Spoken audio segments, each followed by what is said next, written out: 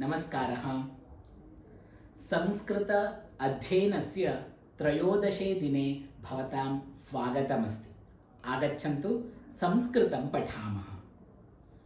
गतकक्षायां किं पठति इति स्मरणे अस्ति? आम्, उत्तमं। रामः रामस्य, गोपालः गोपालस्य, सीता सीतायाः, राधा राधायाः, पार्वती पार्वत्याः, जननी जनन्याः।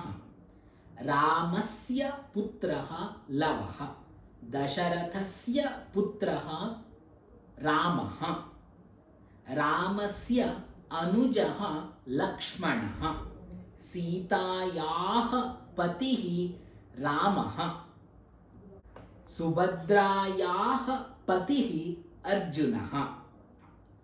रामस्य कलशः अत्र अस्ति, गोपालस्य चषकः अत्र अस्ति, उदयस्य कन्दुकः अत्र अस्ति, सीतायाः आकारिका अत्र अस्ति, रामस्य गृहम् अन्यत्र अस्ति, राधायाः पुत्रः तत्र अस्ति, पार्वत्याः लेखनी तत्र अस्ति, जानक्याः हस्तघटी अत्र अस्ति, चन्दनायाः करवस्त्रम् अत्र अस्ति, सीतायाः गृहं कुत्र अस्ति?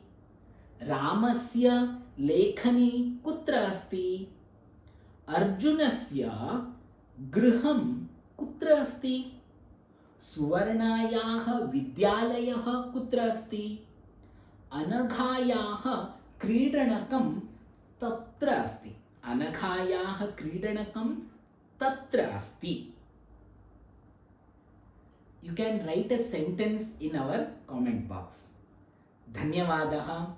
एवं संस्कृतस्य अध्ययनार्थम् अस्माकं चैनल सब्स्क्राइब कुर्वन्तु। धन्यवादः।